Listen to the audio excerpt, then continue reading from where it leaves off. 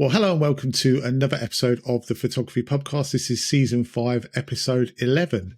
There's 6 of us here tonight. Unfortunately, Dave's not here again. We hope to have him back soon. Thoughts with you, Dave. Hope everything's well.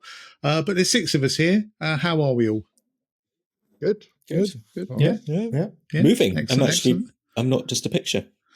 Yeah, bonus. We can actually see you and hear you, and you can, take part in the full conversation. For the time being, anyway. For the time being, yeah, till you break something. I've got nothing to say. I've got no admin. I've got absolutely nothing. So let's just literally jump straight in with how was your last couple of weeks. So I think we're going to start with Daz, because I have a feeling Daz has got something to say. Daz, how's your last couple of weeks been? It's been a nightmare. Yeah. So not last Monday, the Monday before. So almost 2 weeks ago now, my back just gave out completely. Like absolute agony, kind of taking paracetamol and ibuprofen kind of every 2 hours, getting up during the night because of the pain. Just laying on the sofa, I had to kind of roll off the sofa onto all fours because I couldn't get off the sofa and work my way up. But the low point of the week was, I think it was this week or late last week, I can't remember, but I went for a shower and I had to stretch my arm as low down as I could because I couldn't bend to try and put my pants on. And I managed, after so much pain, to get one leg in. And then after what seemed like forever, I managed to get the other leg in, and I put both legs in the same hole in the pants. So now I'm standing there in my underpants with 2 legs in the same hole and my knob out, and I'm just thinking, does my life get any worse than this? And I thought, you're just thinking, why did I shower in B&Q? I thought, even though I've been married to Helen for 35 years, I cannot call her in to rescue me out of a pair of underpants. So that's kind of been my week for the last 2 weeks, and I've got my belt on at the moment. So if I have to get up and stretch, then that's the reason why. So. Right. I do remember playing cricket. This must be, before COVID. So it must be nearly 10 years ago, I reckon. It was going back a way. And my shoulder was a bit painful, and I hurt my leg. So I thought I'd get in the bath just to give it all a bit of I couldn't get out of the bath. I couldn't lift myself out of the bath because my shoulder was hurting so much. And I nearly called Beth in then. And I was like, I can't get out of the bath. And she's like, well, what am I supposed to do? And I was like, I don't know. And I was a bit heftier then as well. And basically, she just laughed at me. She just spent sort of half an hour laughing at me, trying to get out. No help at all. In the end, I just had to summon up the courage. When it's like, it's going to hurt, but I'm going to have to do it to get out of the bath. So yeah, that was fun. Horrible pain. Yeah. What triggered you back then, Daz? What triggered the pain? Do you know what I think what it was? And I know it sounds like ridiculous, but I don't do any office work. All my stuff is manual work. I've had a week back anyway, but I've been doing a lot of office work recently. But rather than sitting back in the chair like I do now, I always just kind of sit forward. Well, don't do it. I just sit forward like that. Jesus. And I think just a week of sitting forward, my back just went. Seized up. Yeah, it's as simple as that. So, I think anyway. And they say office workers are wimps. Exactly, mate. I'm don't they? hardcore. Yeah, look at all the pain office workers have to put up with, and they don't moan about it sitting at their desks. Their back could go any time, and just get on with it. Get on with it, mate. Thank you, Jamie. Indeed. Mine went when I was doing the hoovering a few weeks ago, and I've not done the hoovering since. Very wise. Did? Yeah, so it was high heels you had on, wasn't it? Yeah, it was. Yeah. Mine's been bad because I've been working from home the last couple of years, and I've got this standing desk. It actually makes a huge difference. Does it? So yeah, really does. Yep. This is a moan fest tonight, isn't it? Blimey, bad backs. God. A bunch of old men. Yeah. What's wrong with them, Adam? Has anybody got anything positive to report? Anybody got any good news stories? Yeah, I got out of bed this morning. Well done. You made it through another day. Still standing vertically. Excellent. That's always a bonus. It's always a bonus. I went to my indie disco. Oh, where'd you Which get was on? good. Yeah. Yeah, it was good. I How didn't. did he get on? I didn't. I didn't take any. Are we going to rate video his and- dancing or something?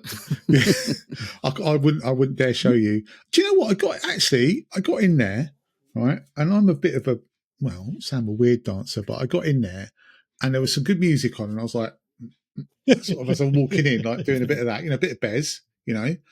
And these three guys sort of stood at this thing, were going, it's like taking a piss out of me. Are they taking a piss out of me? And it really put me off for about 2 minutes, and then I had another beer and carried on dancing. So it was all good. But it wasn't one of those places where you really video yourself, It's a bit more indie discos. They take themselves a bit more seriously, It's a bit more sort of we're connoisseurs of music, We don't go around taking videos of ourselves. So, but it was good fun. Very wise. Good But you fun. enjoyed it, yeah? I enjoyed it apart from the fact that the DJ refused to play Oasis, which really annoys me. They get really Oh, what? snooty and At the like 90s this, like- disco? Yeah, well, it's an indie, Oh. so it was an old school indie. Well, that's night, even worse. right? So they played everything else. They played Blur and they played Pulp and they played everything you can think of, but Oh, not no. Oasis. And it's like there's this sort of snobbery. And this is not the first time I've been to one with different DJs, and they just won't play them because they think that, I don't know, they're not highbrow enough, not indie enough. I've got to play something by the snorting urinals, annoying. What So- Pulp and Blur are. I know. It's just, it's just there's just a thing. It's all the annoying. I same. don't know. Yeah. So there you go. But I did have a good time. So yeah, it was good fun. And we might be getting a cat, Daz. We might be following you, mate. We might be getting a cat. Oh, well, we let our cat Ooh. out. Well, I let the cat out. Our cat is just started to go out. Yeah. And it's only ever been out for a maximum of about an hour and a half. That's the Right. maximum of it's been out. And I got up at stupid o'clock the other day with my back. I got up at just after 2 o'clock in the morning, and at 3 o'clock I thought, I'll let the cat out. Didn't come back for 6 hours. So Oh. yeah. So today we've just ordered a collar with an air tag and all the rest of it. Not that Oh, we're yeah. paranoid about the cat so much. It's more as if we then want to go out and the cat don't come back, we don't know what to do. It was probably just exploring the grounds. Boy, what? That's all. We'll stick a GoPro on his head. You can watch it back. Yeah, we'll be a There little. is actually, do you know, there's actually a Instagram account called, I think it's called like Mr. Kitters or something. Not that I watch it at all, honestly, but that's got a cat with a GoPro here, and you watch it sort of running around and interacting with other cats. It's really interesting. Apparently, You probably get way more views doing that on your videos than photography. Yeah. If you Oh, just gotcha. stick a camera on Yeah. your cat. Absolutely. Yeah. absolutely, It's absolutely easy work. You could start a new trend. You could, instead of taking your dog with you, you could take your cat with you on photography shoots. You could have cat cam, cat's eye view of what like Daz is it. up to. Yeah. Cat's eye The view only of problem Daz with trying letting to cat- put his I pants mean, the back only on. problem with letting cats out, though, don't they kill a lot of wildlife, like birds and stuff? Yeah. Yeah. Mm. Did you put a little bell on it, or? Yeah. No. Oh, that would drive me crazy listening to that bell. Because we have 3 cats, but we don't let them outside because they just kill everything, Yeah. And if you multiply all those cats that everybody has worldwide, that's a lot of birds and other wildlife. I know in Australia they have a huge problem with cats killing everything. Did I? Yeah. Yeah. Mm. So if you combine, I mean, I'm not trying to make this a doom and gloom, but if you combine the amount of animals that are killed by cats, and then a lot of birds killed by buildings, sky rises and such, the worldwide bird populations are on the downfall. Can't keep the buildings in though, Adam. Well, a lot of it's You've just got to let 'em because out. leave the lights on. If you leave the lights on a tall Yeah. building, the birds fly into them. Do they? Just something to keep in mind. You see, my bad back don't seem so bad now, does it? Really? I'm kind of thinking if birds can't spot a building, even with the lights on, they probably deserve to die. Well, a lot of people think it's cruel to keep cats in, but I mean, it's no different than keeping your dog in. I mean, you wouldn't some people let the dog out, but you wouldn't just let your dog out the door and just run rampant. We did actually contemplate keeping it as a house cat, and when it didn't come back for 6 hours, I think that kind of really confirmed, perhaps that we should keep him in. I don't know. Well, the only problem with house cats is that your house stinks because you got kitty litter inside, and especially if you have 3 cats, it's pretty bad, Well, you can adopt immunocompromised cats as well, which you have to keep indoors. Which, if you live in a flat, that's a good way to go. Or old cats, from the SPCA or whatever. Mind you, if you keep them in, you've got to feel for them as well, because that urge to kill that they have it's just going to be building up, isn't it, inside them? They'll be like, must be. Well, it's really hard to keep an outdoor cat in, especially when they've been out so many times. I mean, it's virtually impossible. But very true, very true. Yeah. Why are you laughing, Jamie? No, they're just this conversation on cats. Just quite interesting. Yeah, that's great. Love a good cat conversation. Okay. What have you been up to, Stu? I wish I could say something. I will say something positive. I actually caved in because it is something I need to someone sending me something. So I've got one of these fancy studio lights that have been sent to us. So that's quite interesting. Ooh. I don't know if it's positive. Be a good studio light. Yeah. Can you, Sam? Well, they're quite expensive, aren't they? And No, they're really not. This one. What is it, Stu? Is it a roto light or something? It's the people that make the gimbals. Xeon, is it? Xeon? Oh, Xion. Xeon, however you pronounce it. Is that why you look purple? Set the white balance. That's come this week, so I need to sort that out at some point, some sort of review for it. But no, the negative has been that storm that came through last week. Yeah, my little lad's special needs school that he goes to, it's bolted onto a secondary school. It's all part of this one big sort of fancy thing that they built a few years ago. Anyway, there was damage to the central atrium part of this school, and long and short of it was they basically cancelled this school for a week. So we've had a enforced half term ahead of half term, which has been joyous. So he's been climbing the walls this week, and no photography has got done as a result. So but he's back to school on Monday, thankfully. But it's a bit annoying, to be honest. Imagine. Going back to your lighting, Stu, if it's made by that company that makes gimbals, it's going to do that in a minute. The light will just slowly turn the other way. Around because that's what all those gimbals I've ever had made by them. Eventually, they just go like that. Yeah, and now I'm filming at 90 degrees. Okay, great. Thanks for that. Is that your review, Gary? That's my review. I did do a review. Did I do a review of one of those? I think I actually bought one. Like genuinely bought one. It was the first gimbal I bought was a Giant. It was a Smooth 4 or something. And they're great. They're really good until they stop working. And then when they stop working, they just like literally drift.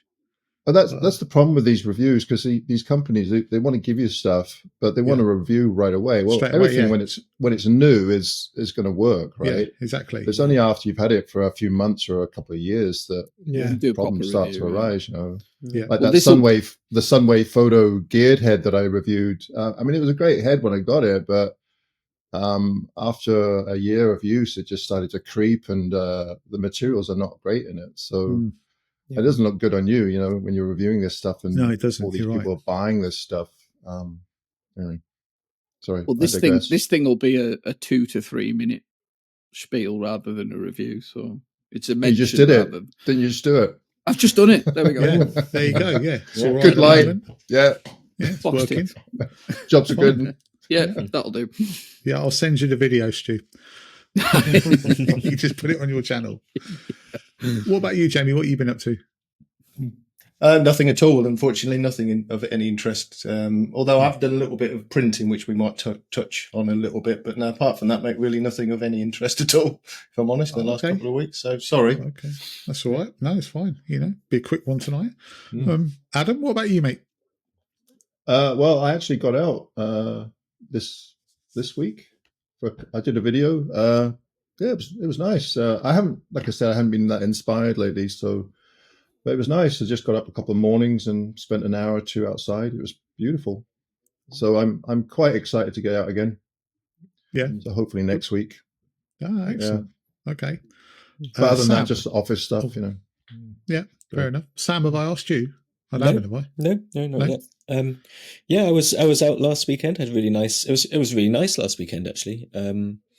We had the storm that blew through on Friday, and I was supposed to be doing a workshop last weekend, but I had to cancel it because the guy that was coming. So sorry for saying that. Yeah, no, you don't like it when people mention it.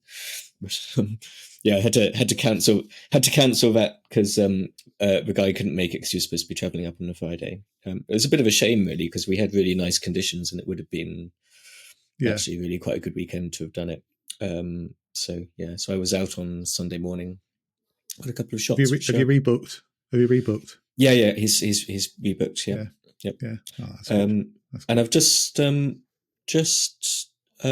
just booked myself a couple of nights on Isle of Harris as well, which I'm really looking forward to because I've not been there for a while. Oh, nice. Excellent. So yeah, heading over there in April. So yeah, really looking forward to that. I've been meaning to go back for years, and obviously, I live not far from where the ferry is, but it's a bit of an expense really to go over there. So I thought I'd just go over for a couple of days. It'll be good.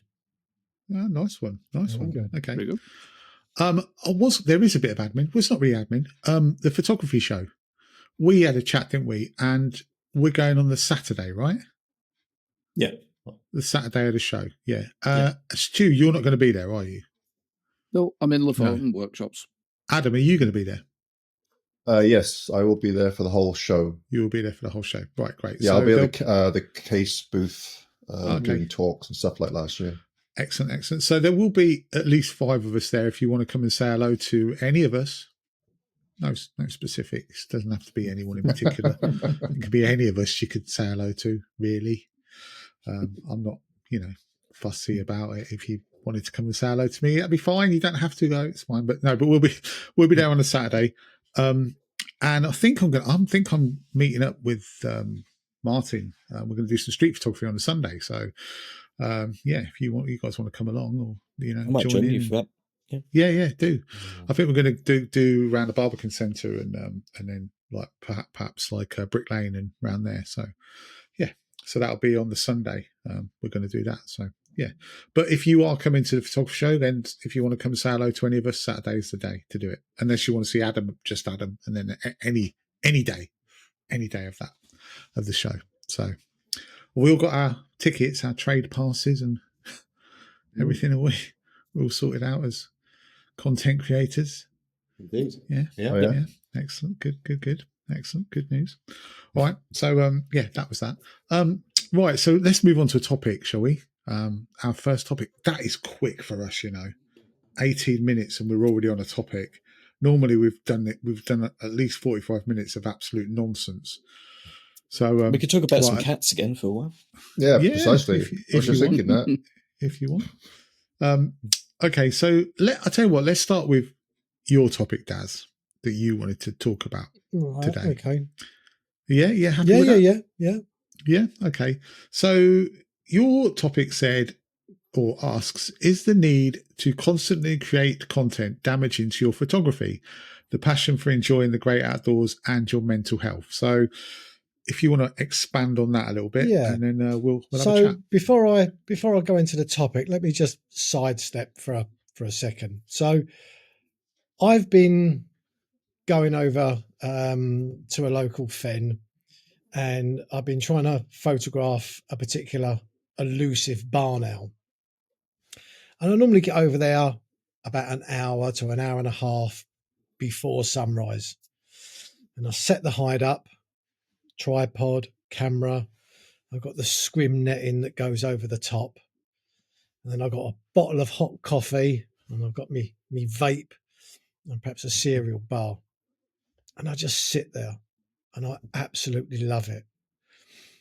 I see the barn owl. I don't always photograph it, but I see like the barn owl. There's been foxes over there. There's a little wren or sometimes different songbirds that just kind of sit on this post and chirping the dawn chorus.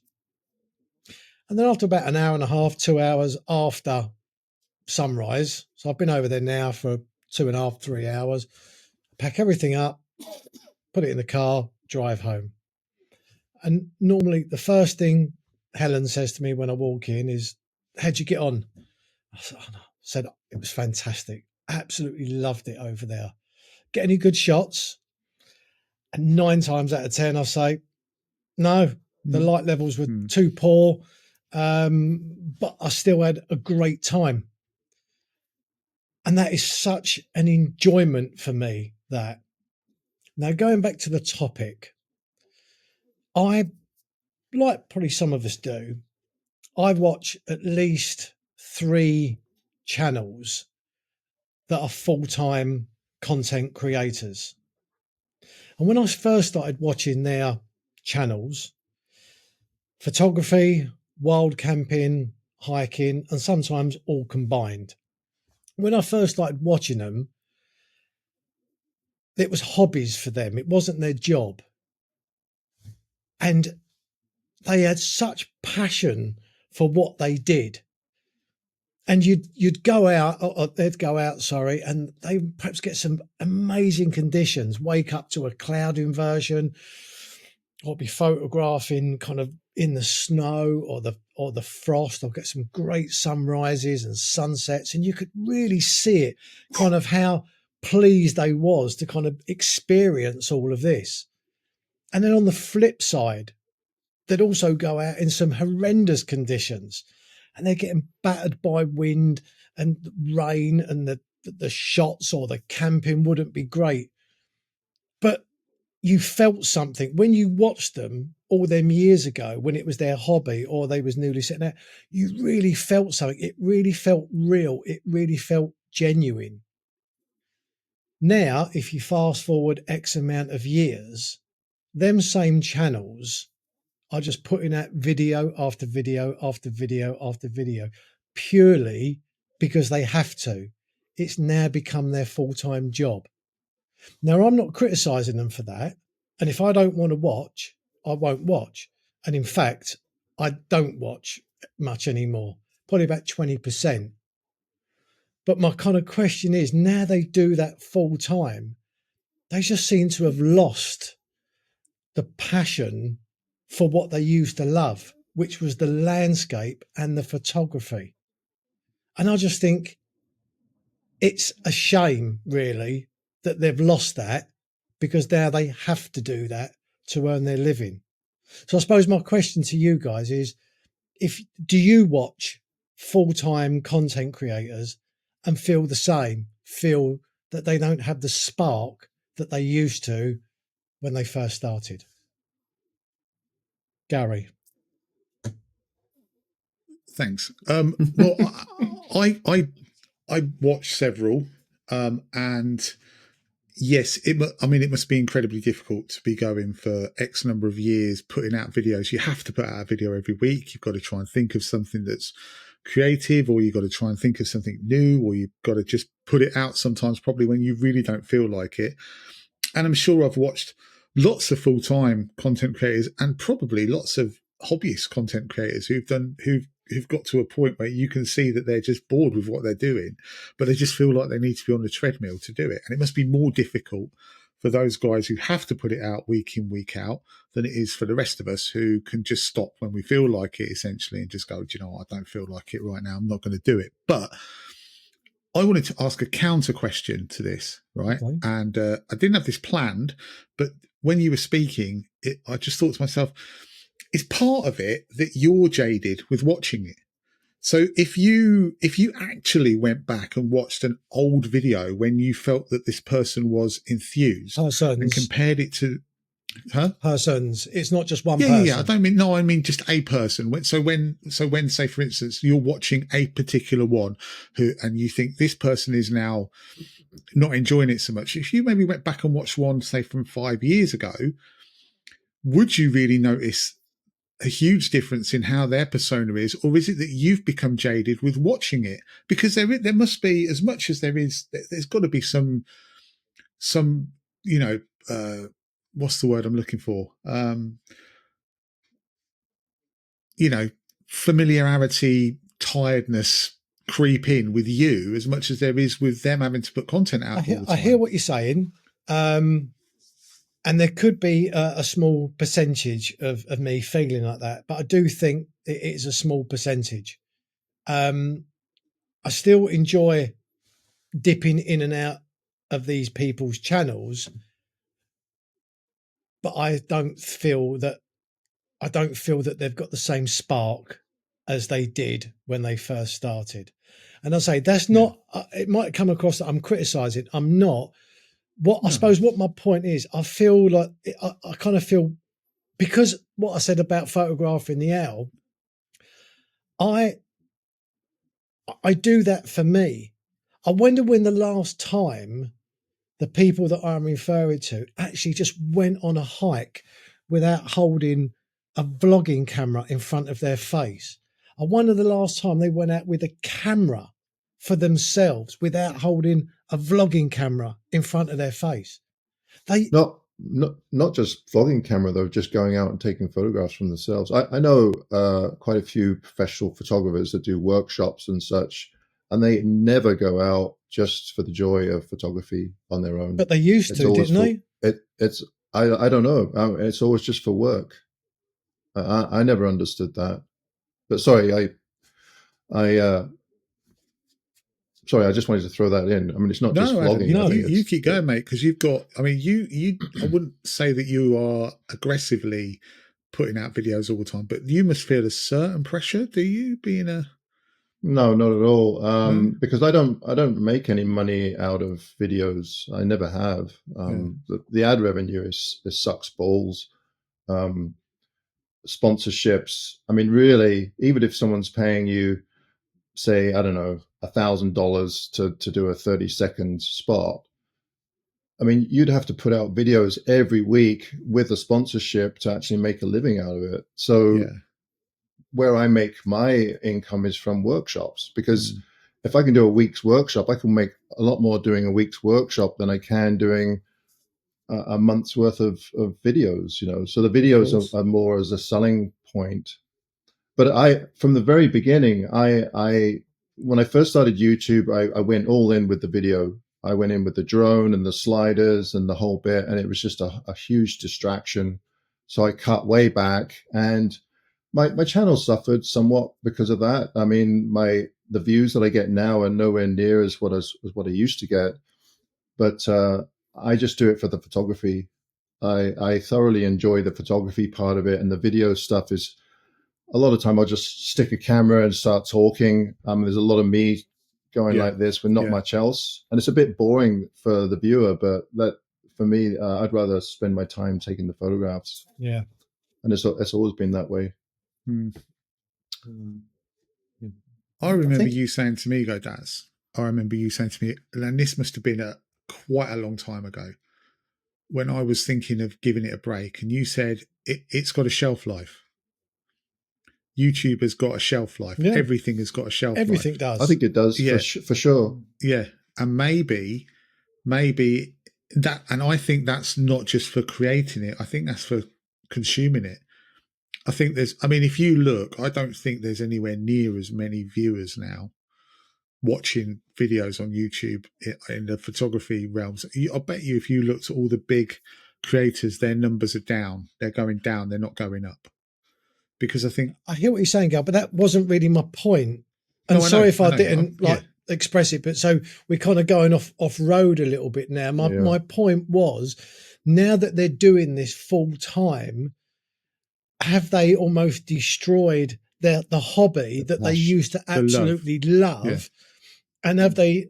Because sometimes when I watch them kind of go out to the fells, it's almost like I get the impression that they don't want to be there. Do you know what I mean? They're going up a fell just because they've got to make another video, whereas before they couldn't run up quick enough. And to play on that, I mean, I could never understand why someone that's just getting into photography would start making YouTube videos unless they really enjoyed making videos.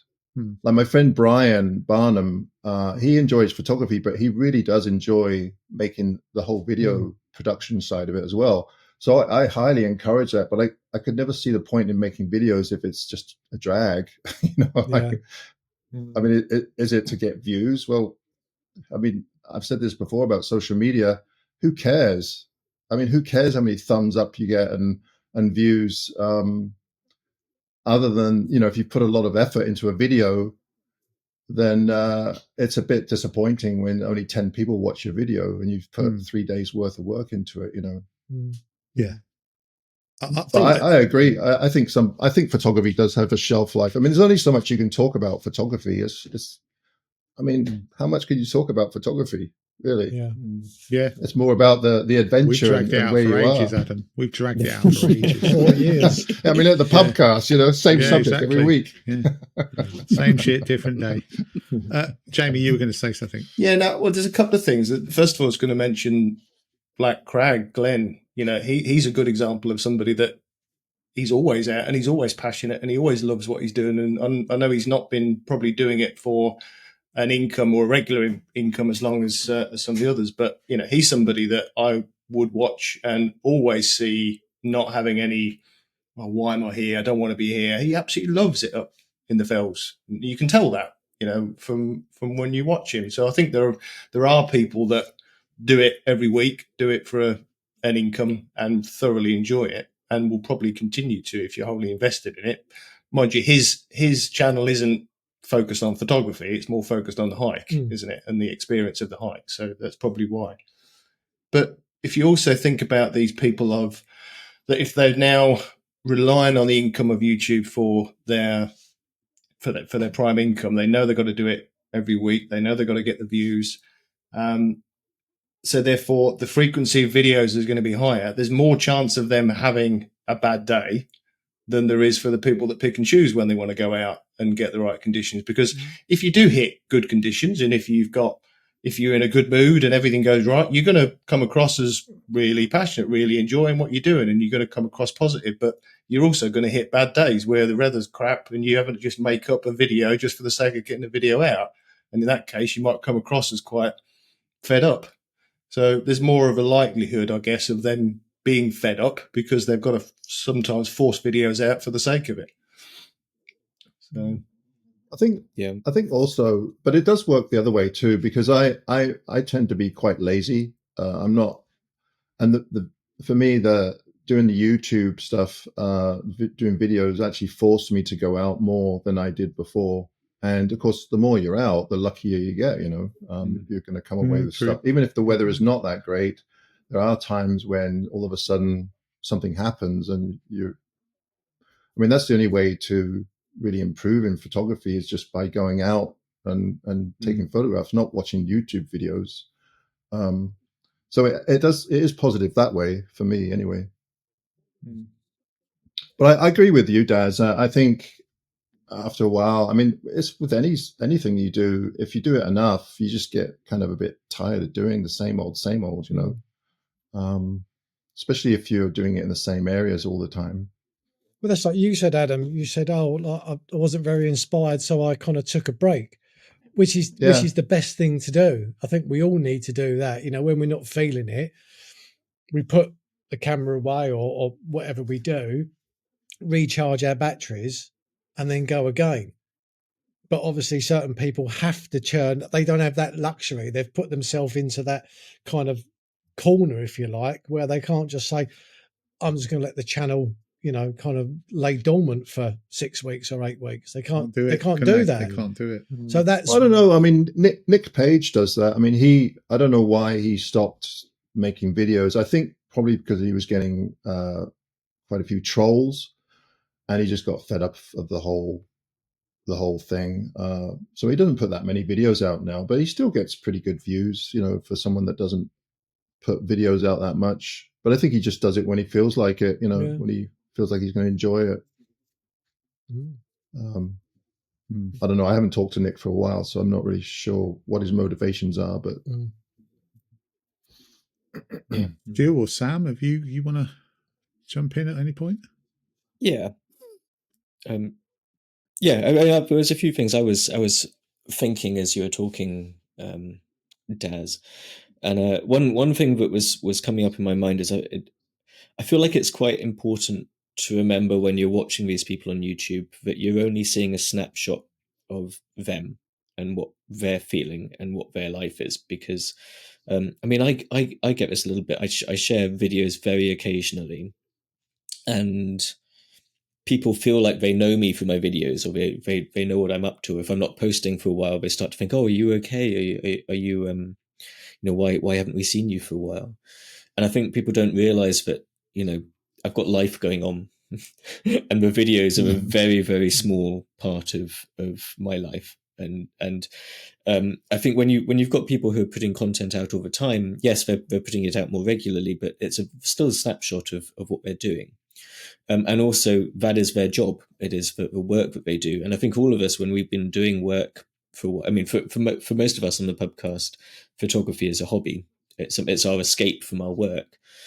When you're doing a work, and if your work is that YouTube, then it can become a little bit humdrum, but also it becomes something that you do, you sort of go through the motions of it. And I think with some of these larger channels, there might be an aspect of they've been doing it so long and they've become so good at it.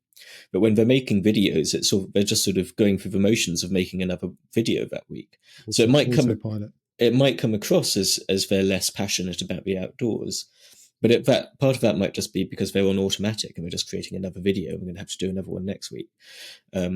But remember that we don't know what they're doing the rest of the time. You know, it might be that they go and do a video and it takes them a couple of hours to do a video, and then they'll go and spend a couple of hours just enjoying the outdoors. Maybe they still have that enthusiasm, but because they're on automatic when they're making the videos, maybe it's just not coming across in quite the way that it used to when they first started to make the videos. Well, I would genuinely like to think so.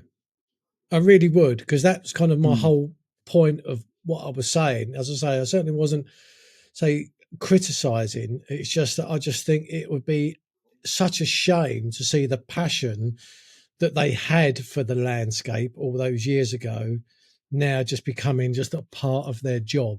So what you just said, Sam, I genuinely hope that is the case. And I would say, if you are one of those content creators that are just doing it on autopilot and then going and spending a couple of hours really enjoying it, just flip it round. Spend a couple of hours on autopilot being bored and then film the bit you're enjoying, and then we can all have a better time, can't we? You know, think about it. Come on, selfish. Selfish. What about you, Stu? What do you think, mate? I don't know if I can add much to that, to be honest. I mean, I think burnout in anything is understandable. I mean, whether you're doing YouTube videos or you're not, I mean, I wouldn't say I ever really get burnt out with it, but I've over the years kind of developed a strategy of ensuring that doesn't happen, and a lot of it is like a bit like Adam, just putting the camera down and whatever and having a break, and then you know you never get too sort of burnt out with it. But I don't know, it's a tricky one, isn't it? I mean, it's not a business model or an approach to making money that I would particularly envy, to be honest, having to churn out videos every week. I mean, you know, the other thing that needs to probably be considered as well is that, I mean, I'm only just going off the top of my head, but probably a lot of the people that are what we're classing as full-time content creators have always been full-time content creators. They weren't professionals that have then gone into being a full-time content creator. Yeah. So their business model, a bit like Darren's saying there, is, you know, almost back yourself into a corner a little bit of, you know, this is how I make money and there isn't an alternative to it. So if you've always done that and don't know any different, then, you know, it would be a struggle. I mean, Christ, I'd probably struggle with it if I had to churn out a video every week if my income depended on it. So no, it's a tough approach. I certainly, you know, wouldn't envy people for it. But yeah, I think it's understandable. Totally understandable. I think there will come a point where these guys who've been doing it an awful long time and have built up a big following, they're gonna hit a point at some point where they just go enough. Because when do you call it as a content creator? When do you go, I've done this too long now? You know, I'm 75 years old and I'm still trying to walk up fells, and do you know what I mean? And you know, take my printer with me or something. You know, I'm just I think about that quite often because I just turned 60. I mean, and I think, well, how long do I want to keep doing this? Yeah. I mean, and how long do people want to keep watching me? I mean, I said that my views have gone down. It could be because the majority of my viewers are older than I am, and they're dying off. Well, it's true. I mean, the 99% of my viewers are men my age or older, and do people really want to watch some old fart walking up a hill with his walker, right? I don't know. Well, you've got an exoskeleton coming out. Oh, precisely. Yeah, that's coming. It hasn't come yet. I'm still waiting for that. Yeah. Yeah, but Adam, we joke, but I mean, this is going slightly off topic, but running alongside that with YouTube, it's also the same for workshops, because landscape photography is largely dependent on people of a certain age, usually middle-aged men, propping the whole thing up, and that eventually ages out, and it's what happens after that. So it's probably not just YouTube, it's landscape photography in general, I would say. I mean, most of my clients, they tend to be retired. They've made their money and they've got some disposable income, and they come on the workshops. But some of them are pretty old, and some of them have trouble walking, and it makes for a difficult workshop if your clients can't walk down to the lakeshore. I think you guys need to think up a new strategy. Advertise on TikTok or something. Wrap it. Oh, hey, yo, join my crew with the view. I don't know. I'm just. Kids haven't got any money anymore. That's the problem. Maybe you should consider the workshops as more of a retreat. Maybe. Yes. Maybe we'll come on to that. In fact, it's funny James should say that, because there are some people that I know that are changing over to that.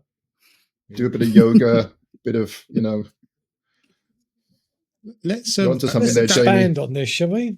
Daz, are you happy? Are you happy with the end of that conversation? I'm never happy, but happy-ish. Yeah, you're happy we've covered it all? Of course I am, yeah. Yeah, brilliant. Okay, well, let's move on then to... I think we should spend 5 minutes meditating now. Yep. Yeah, let's all have a minute. Let's... right, everybody... Hang on. I'm just going to retreat time. I'm just going to go and get some avocado on toast. Hang on a second. Yes, okay. I've had my avocado today. Yeah. Delicious. I want you to. I want everyone to be quiet, and I want you to go to your happy place. Happy place. Everybody. Right. Let's have a minute.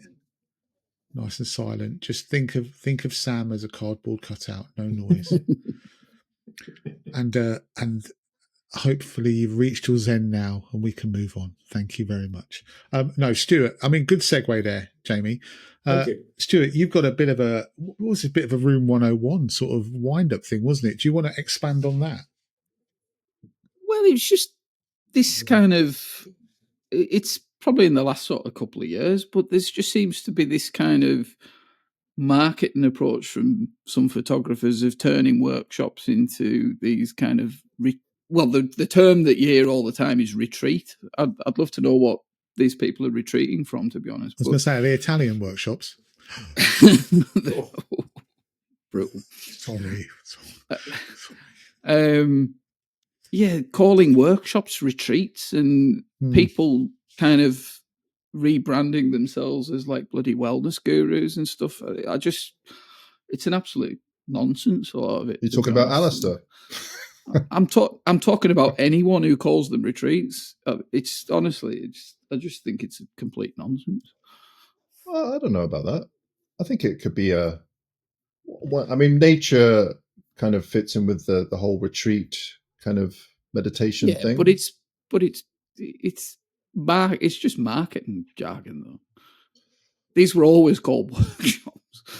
Well, I mean, workshops has always been a bit of a weird one for me, because really, we call them workshops, but very rarely am I actually teaching anything. People come on these things, and we'll get to a location and they just take off. You say, okay, if because I started off doing workshops, and I'd had a whole program set up, and some people just weren't not interested. They just want to be there and hang out with other photographers and do their own thing and get a tip now and then. So now I call them tours. Tours is all right. But a retreat, I mean, I guess it's just an extension of a tour, really. You have yoga with goats, and well, this is what I'm saying. Listen, it's totally irrational. I'm not saying that this is grounded in any sense, but I think people know what I'm getting at here. There's you're either doing photography or what are you doing? But it's I don't know. I see some people kind of trying to rebrand themselves as like bloody wellness gurus and stuff like this, and I just think, you know what I mean. There is this whole mindfulness thing, isn't there? This whole sort of mindfulness and being at one with nature and looking at the fractals and talking in a low voice and everybody relax and let's Actually, that might be a good business model. You could just go into the woods and take magic mushrooms and then take photographs. That'd be work for cool. me. It worked for me. I think the one that winds me up the most, more than anything, is the kind of, I've only really seen it once, but it's kind of the meet the YouTuber experience day. That's the one that got me. Meet me, pay me 100 and whatever it is, or 200, 300 quid a day to come and meet me. I'm not going to teach you anything. Yeah. I'm not going to teach you anything. You just come round with me while I make a video and watch and just have that experience of just being with me, just being in my aura, being in my presence. That's a good idea, actually. I might do that. I mean, seriously. Link down below. Yeah. Meet the YouTuber. So I don't know. What's wrong with that? I mean, I just think, what are you giving out of that, Adam? What if you're saying? It'd be like me saying, I don't know. I'm going to go to Nando's and have something to eat. You can come along and watch me. You can't eat with me. You can't have anything to do with me. But I'm still going to charge you however much it would be to have your Nando's. But you don't get a Nando's. You just get to watch me eat the Nando's. Well, I mean. Actually, that turned into quite a good example of what I was trying to say there.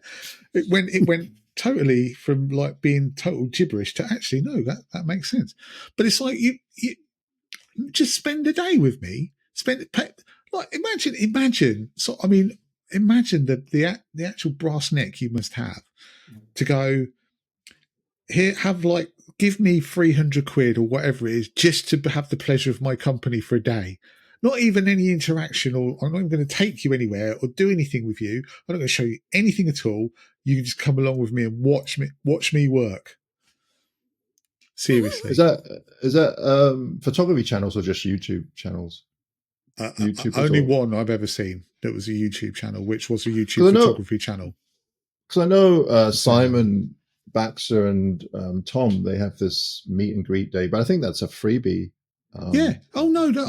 Listen, I'm all for that. If you want to meet up with, if you want to say, look, come and we'll do, like for instance, you get these London like street photography walks that people do, and they go, come and meet up and we'll go on a walk. But they're not charging people money to meet them up and go on the walk, because there's no product there, if you like. It's just meeting up and going on a walk. But this was actually a watch me make a video and pay me for it type thing.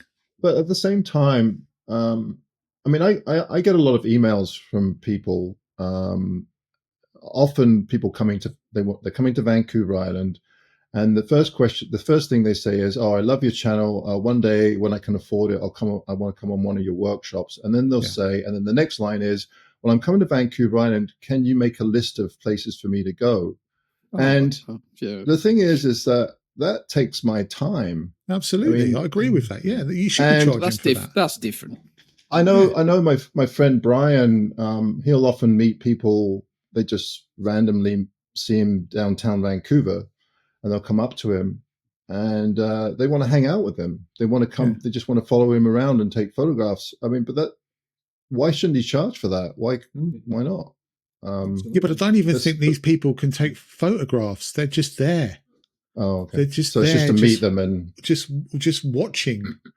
I don't even think there's any kind of take the photographs I take sort of thing. It's just come along with me. I mean, this was a while ago, and I don't think it's running anymore because I don't think it's sold any, to be honest. But I just thought, yeah. But I'm sure some people would pay, say, I don't know, Peter McKinnon to go and hang out with him for the day, or someone that's. And I think that's the reality, isn't it? A lot of the big YouTubers that have built up a brand or a reputation on YouTube have become, a little bit of a celebrity, and people would pay to actually spend some time with them, whether they take pictures or not. It's the harsh reality of what YouTube's about. You know, it's a bit like a celebrity on the telly, isn't it? You want to hang out with them. I'll do it for a 6 chicken nugget meal. Do you know what? I can't think of, forget YouTube or photography, but I can't think of anyone I'd want to pay money to just to hang out with them. And not even be like at a table 1-to-1 or so, where you get just in a group. Who would do that? People are weird, though. I know, but it just don't you think it's a little bit? There's some absolute idiots around that will think nothing of that. I mean, look at it the other way around, though, right? If you were to do that and someone did want to pay money just to spend time with you, wouldn't you be a little bit like, I'm not sure I want to meet this person? Exactly. I mean, you know, it's a bit of an Alan Partridge moment. Very much but so. But at the same time, I mean, they'll have a concert here in Vancouver, and people will have no problem spending $1,000, $1,500 to go and see someone sing. I wouldn't pay $100. I mean, I just think that's just crazy money just to go and see someone sing. But that's just my opinion. You know, that's no different. Yeah, would you pay? Would you pay that kind of money to go and see your favorite band? £1,500. If I had that much disposable income, I would consider it. But how is just hanging out with your favorite YouTuber any different? Because they're not giving you anything. Like if you go to a concert, you're getting an hour and a half or 2 hours of their songs, and you're getting that shared experience. Whereas spending a little time with your YouTuber, you know, but for them, it might be worth it. I don't know. It might be. Yeah, it might to be. them, it might be, but I just can't. I mean, I wouldn't pay that, but but to what Adam was saying earlier on, people come to workshops, and probably you as well, Stuart, I know, and just, you know, they're not necessarily there for the technical learning. They're there to just experience time with other photographers and just hang out and just, you know, have a chat about photography with people that like talking about photography. They don't get a chance to do it when they're at home with their missus. Well, I know from my own experience, people do have come on my workshops just to come and hang out with me. Just hang out with me and hang out with other people and just talk photography for a whole weekend or whatever. Yeah, listen, if you're prepared to pay for it, then why not? Yeah, fair enough. And everybody has a good time. And I don't know. I take it all back. I mean, the problem with that's slightly different though, because you're providing a service. I think what Gary's saying is someone's basically just saying you can pay to come and basically be in tow, and I'll just do whatever I'm doing, and you're just an observer. You're in my presence. You're in the presence of greatness. It was funny. I was with Alistair, and he had a client on the Isle of Harris, and basically this guy was paying Alistair just to give him verbal abuse for the whole week. It was quite fun. It was quite funny, actually. Yeah, I mean, it was done in a a fun way. There's a niche here that we're missing out on, guys. There's got to be, you know, come and pay 300 quid and watch us record a pubcast, and we'll call you a wanker while you're at it. I mean, precisely. Yeah. If anyone's interested in that, actually, I'll give you my bank details. Yeah. Well, you can monetize anything. It just depends if you've got any level of shame. But Gary, you have to wear a gimp suit while they're watching. That's all it is. I think Stuart's just hit. I'll get it out of the cupboard. I think Stuart's just hitting the nail straight on the head there. Yeah, I really do. And only cams. Only cams. I've got the name. Only cams. I'll think about that. I was just going to say, Stu, how was the installation of the sauna room upstairs going then? The gallery. Is that coming along all right with the jacuzzi bath as well in the corner? Yeah. Oh, okay. I mean, it was kind of like, you know, like yesterday I was watching some YouTube, and I'd watch a photography channel, and they might have, I don't know, a couple of thousand views, and then all of a sudden I caught myself watching this guy cleaning a rug, you know, and it had over 1 million views, and I'm thinking, why the hell am I sitting there watching this guy clean a frigging rug? Yeah, but you know, I mean, it's no different, you know. No, it is. You're right. But would you spend 300 quid to watch him clean that rug? This is what you got to ask yourself. Yeah. Well, it's a bit of a fetish of mine to watch people clean rugs. Oh, look at that dirt! Oh, that's coming out nice. Soap it, baby. I Go don't down know some where that rabbit topic holes, went. don't we? It totally went off topic, didn't it? Sorry, Daz, I went a bit off topic there. Yeah. I know it was That was Stuart. Stu's. Yeah. Yeah. Yeah.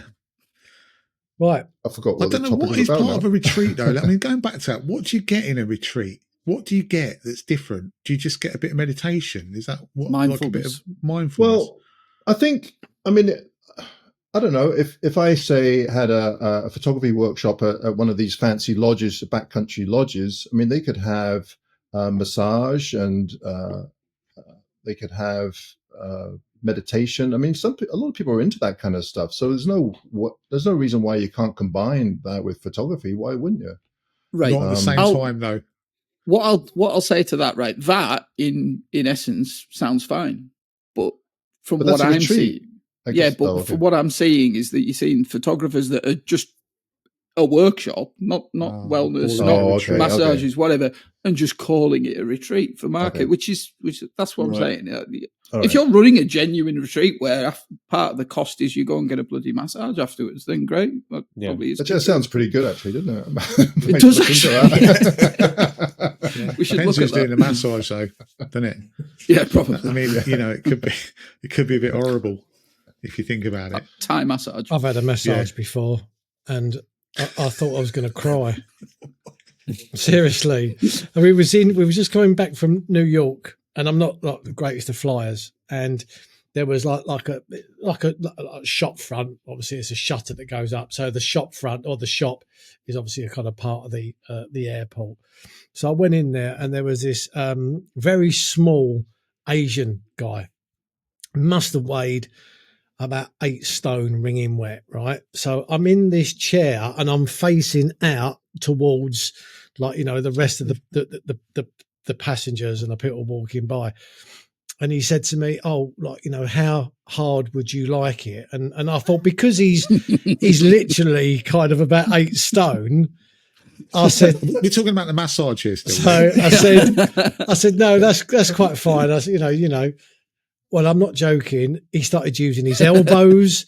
It was like WWE. And I got to the point where I thought, now I can't back out of this. I can't say, oh, actually, you're hurting me a little bit here. Too hard. So I had to go along with it for 20 minutes, and I paid for the privilege. I wish I'd have paid for an influencer just to go and stand there for 300 quid with my arms folded.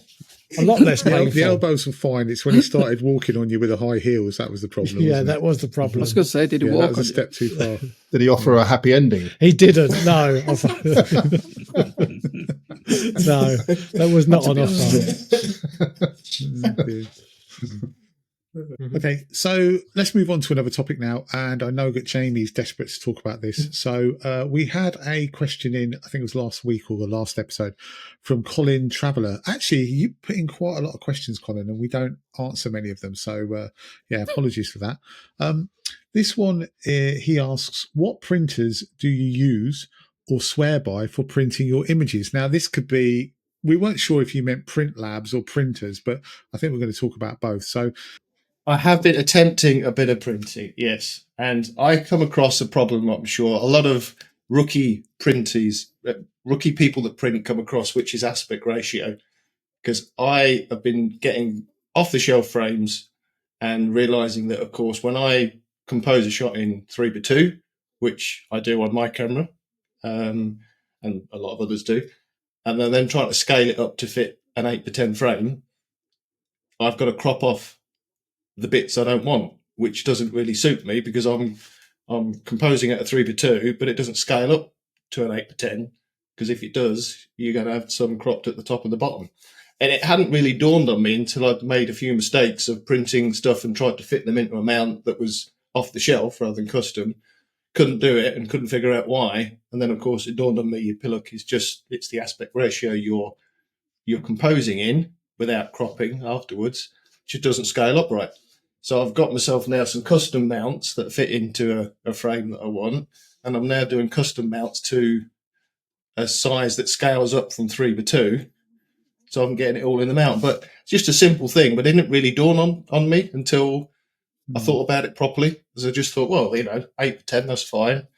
But then, of course, it just didn't fit without cropping. So, and I'm sure, I don't know whether it's just me being a rookie or if it's something that others have come across before, but it was a thing that annoyed me because I wasted quite a bit of ink printing stuff that just didn't fit what I wanted it to do. So I've ended up just printing them again. But luckily, I've got a framer in around the corner, and I've got a decent set of custom sizes now that she can do for me and knock them out whenever I want to, so I can do what I want and control it with custom mounts. So a little bit of a learning I had this week. That was always wanted to share.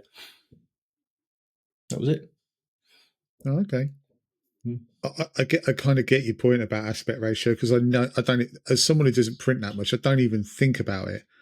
And a lot of people are very sort of, I always thought people were quite anal about aspect ratio, but I guess if you're printing all the time, it makes perfect sense to consider aspect ratios, because otherwise every single time you do a print, you've got to custom frame it or custom mount it. So yeah, and that's the thing. So if you don't print it, it doesn't matter what size you crop it to or compose it to, because you're just going to sit in on your hard drive. But if you actually want to print it, you do need to think. You do need to think about it, don't you? And I know you can change your crop overlay in camera. So if you want to actually shoot it at 4:3, you can probably do it as a crop overlay in camera and compose it to that. But you've got to intentionally think about that while you're taking the picture, and that's something I've not done in the past. I've just literally just kept to the 3:2 aspect ratio in camera and composed to that, and then thought, oh bugger, that's not going to print the size I want without cropping. Can I answer some of this a little bit? Oh, definitely. Yeah, definitely. Well, I think probably because obviously I do this for a living with the shop, and 16 by 12, which is like roughly an A3, that's probably the sweet spot for what a lot of people are going to want to print at to maximize print area off that printer that you've got, which is an A3 plus printer, isn't it? Yeah. Yeah. So 16 by 12 is like a 4:3 crop, which is obviously no good if you're shooting in 3:2. But it's a standard size for some reason. So you've got 9:6, which is a small print. That's a 3:2. 12:8 is a 3:2. But then 16 by 12 is a 4:3. So I continually have this issue in the shop because that A3 size is like a sweet spot for not only wanting to print at home, because a lot of people probably don't have printers bigger than that, but also for people buying them, is that people like to buy that sort of A3 size.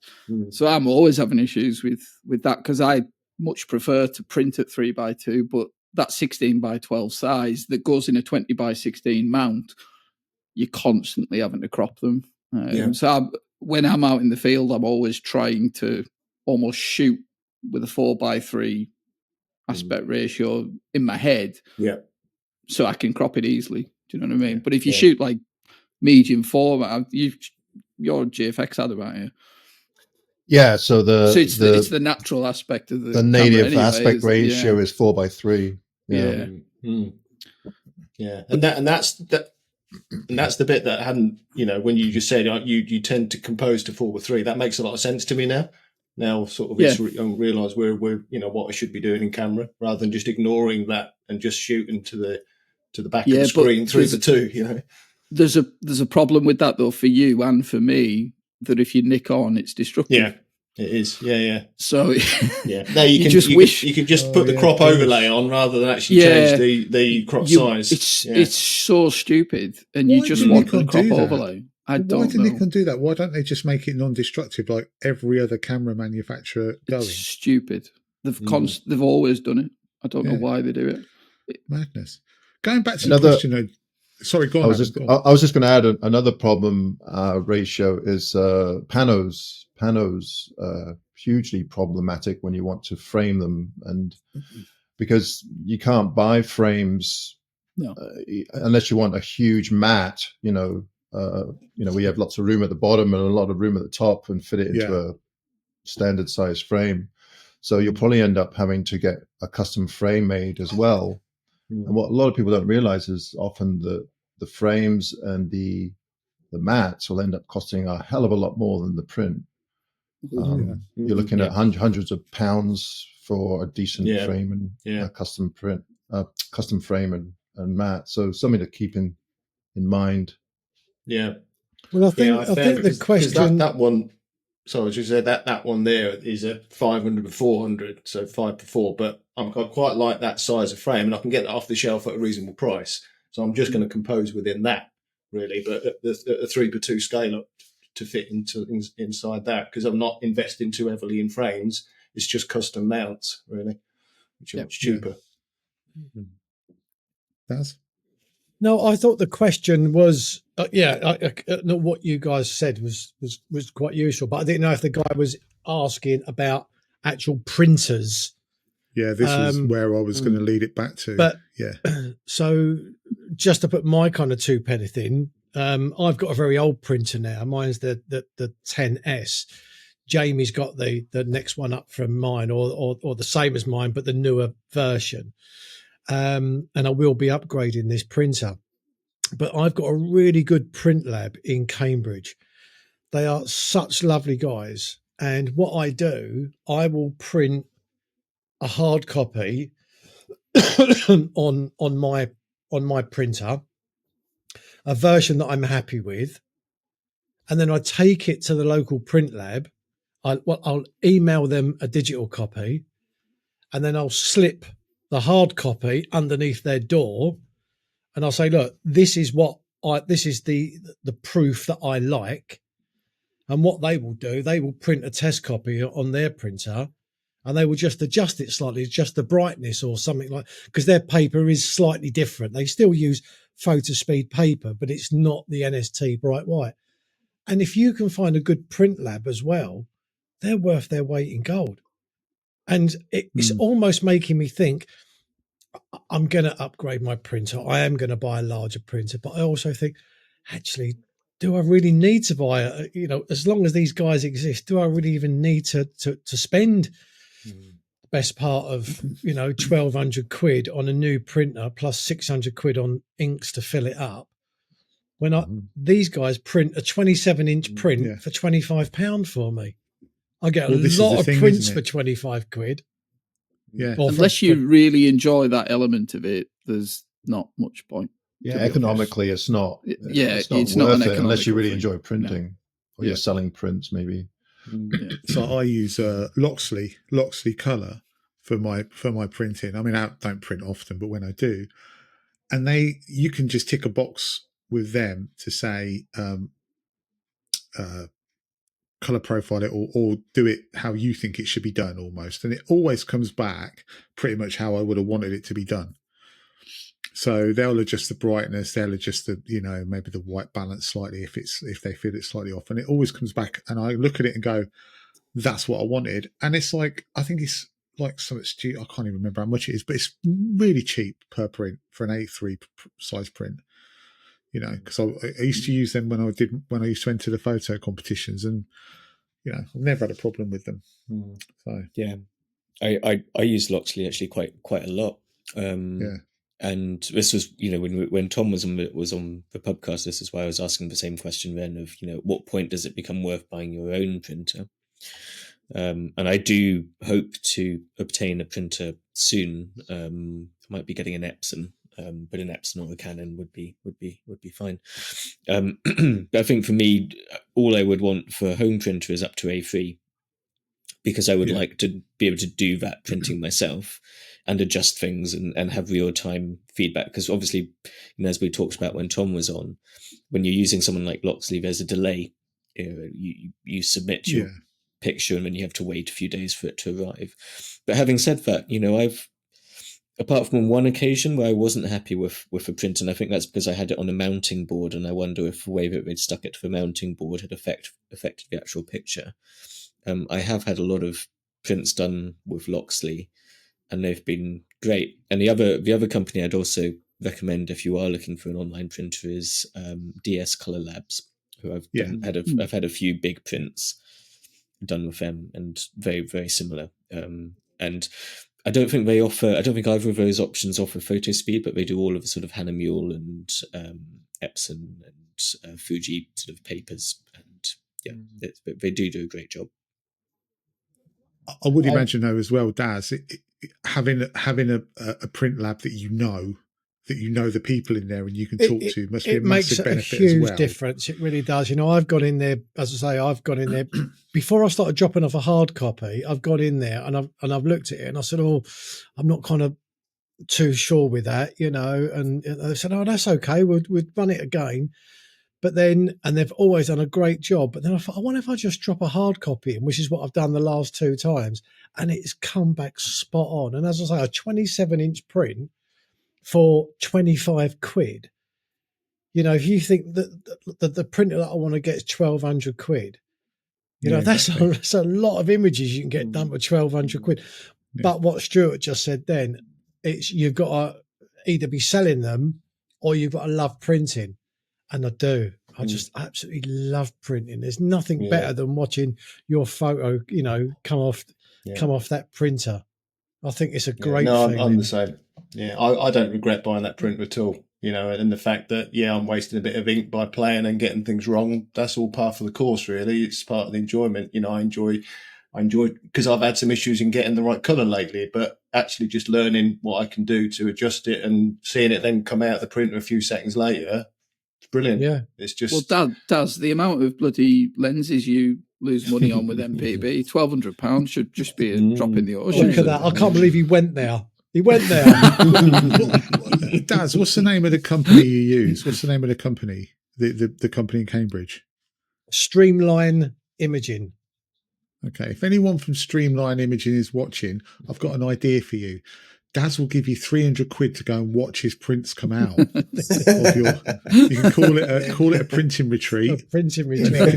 You can just watch the prints come out, and that'll do it for you when it does. That will. That'd be fantastic. Yeah. There you go. Yeah. You maybe get a massage at the end. Yeah, maybe. Yeah. Just not with the elbows. Not with the elbows. You enjoying printing then, Jamie? Is I it love like it. a newfound love for you? Is it? Yeah. Well, no, I happen to work in the print industry, so it'd be a little bit off if I didn't enjoy printing your own work. Exactly. That's the same point because I understand about print and colour and stuff like that, and having the control to do it yourself is it's brilliant. Yeah, and I get completely people's arguments about wanting to use DS Labs and Loxleys, but I've got my own, and by doing it yourself and controlling it yourself, and there's nothing better than I've gone out, taken a picture, edit it, and then seeing it come out of a printer within a few hours, making something physical from what you've done rather than it sitting on your hard drive. Yeah, it's brilliant. Great experience. So I wouldn't knock, if somebody wants to invest in a printer, then I wouldn't knock it at all. I'm a great advocate for it. Yeah. I mean, I know Stuart was joking about kind of me spending a lot of money on lenses and then selling them all, but we know. I don't think he was, Daz. No, he probably wasn't actually. We're worried about you, Daz. But, you know, you think like us 6 and majority of people that are watching this have spent kind of thousands and thousands of pounds on their equipment. And I just think if you don't print, all right, there's the love of being out there, but then it just kind of ends up sitting on one of these things and you forget all about it, you know, whereas if you've got a million of them scattered all around your house like I have, which is turning into, you know, something kind of now that's a little bit worrying, you know, you can't see the wallpaper anymore in my house. I'm joking, of course. I haven't got that many up. But do you know what I mean? When you have got a few up, I don't know, it just makes you feel so much better. And I know you can get frames where you can just clip prints in and out. So you could rotate them. I had a friend that used, I think I mentioned this already, but I had a friend that had a small gallery in his basement. And every time I went round there, he'd switched because he did all his own printing and he just switched the images out of the frames. That's what I do. It's a great way to have That's exactly what I do. So, but going back to what Jamie said at the beginning, that was a lesson that I learned because I use art glass, which is quite expensive. But then what I did on the first few of my prints, it was a bespoke crop. And then I got the mount made and then the frame made. And then, of course, I think, right, I'll swap that photo. And then I think, it's not a standard bloody crop that I did. I've done that as a bespoke crop. So I've got a print on the wall up there in the kitchen that I've been trying for about 6 months to put a new photo in there. And every time I kind of crop it, I think, that looks pants. I can't. So yeah, one day I'm going to find it. But yeah, that would be a good piece of advice, is to stick to a standard crop Yeah. if you want to rotate. Yeah. If you're going to print. Yeah. Yeah. Or you could just get some extra mats made, and then that fit that frame. Yeah, I know, Different but size. then but then it won't be symmetrical. Oh. So your borders on the right may be fatter than the horizontal. And You do see some people doing that though. I've seen quite a few photographers where it's not something I do, to be honest, but they'll have, the mat where the bottom is significantly thicker than the top, as more of like just as an aesthetic choice than anything else. But yeah, it's not my cup of tea. I'd be But looking it can be done. I'd be looking at the border. Yeah. All the time. Oh yeah, I'm the same. I can already see Daz sort of shrinking back into his chair, going, "No, it's all got to be right." Yeah, It's all gotta be right." that would irritate me to the point where do you know what? There was I framed my own photos, and I put the print in, put the mount in, got the glass clean. I checked everything. I stapled it in, put all the tape around the back. And then as soon as I hung it up, I don't know, I just saw there was this tiny, like a pinhead speck of dust. And I just looked at it and I just thought, that'd be fine. I've literally just, that'd be absolutely fine. And I brought it in and I hung it on the wall, and I'm sitting there. I can hardly even see the picture with my eyes, let alone the bit of dust. And then I kept walking up to the picture, looking like this, thinking, and I had to take it out, go all the way back down again, and get it out. So having a great iron your hands. I have a great big fat border that would that would give me sleepless nights. I have that problem all the time because I've obviously got to put them in frames quite a lot, and if you get a speck in there, it drives you absolutely nuts. Done it. Thank you. You've got to do it in like a ultra clean room where there's no dust or anything. Yeah. Oh, it's an absolute pain in the ass. Yeah. Or worse. Sorry. Go on, Adam. Sorry. Go on. I was just going to say, I'd imagine plexiglass is probably worse than glass, is it? Because of the static, or not? Like if you use plexiglass? I use it to deliver stuff. I don't know if it's any worse, to be honest, but the nightmare scenario is I've had quite a few, and it happens now and again, but like when my framer delivers stuff to me that's framed, he's delivered it to me with a speck of dust in it. And and it can happen in transit because it only takes like a slight amount of it can be a fragment of the wood on the inside of the glass that drops down. Yeah, and it's not his fault, but it's all taped up, and then I've got to basically take all the tape off and all the grommets at the back, and then clean it out. I'll charge him for it, but yeah, that's the worst when you've got to actually get the dust back out. It's just the worst. Actually, sometimes what you said, it isn't actually dust. It's actually like a speck of paint. Yeah, it's a bit of the that's wood on the frame. So when you check it, it's absolutely fine. And then as you're moving it around and all the rest of it, like you're taping the back up, something would just kind of fall down. And then straight away, it's like, oh, I've got to undo all this again. Yeah. Nightmare. I still love it, though. Join us next week for more OCD Corner. That's pretty much what it is. Yeah. Okay. Well, I mean, I hope that's answered your question, Colin. All right. Well, with that, Daz's back's hurting, so he needs a break. So I understand that. I think we'll call it a day. Hope you've enjoyed this week. We're all back next week, aren't we? I think we've got nothing planned next week. Yeah, we're all back next week. So, that's it. Got nothing else to say. Just I'll tell you what we could ask. We could in the comment section below if you have got any questions. Please chuck them in the comment section for us. Anything you want. That could be next week. Ask us anything. I think that's a really good idea. Ask us anything. Yeah, thanks, mate. I'll tell you what. And I'll tell you what we'll do. We won't prep for it. So we'll ask us anything, and I will pick the questions on the night, boom, and do it. Do you guys normally prep for this? Yeah, really. All iMac doesn't look like it. Yeah, stick it, anything you want, any question you want, stick it in, ask it, and I will endeavour to make sure we answer it. Okay, well, that's it for this week. Hope you've enjoyed it, and we will all see you on the next one. Goodbye. See you guys. Bye-bye. Bye. See you. Bye-bye. Bye.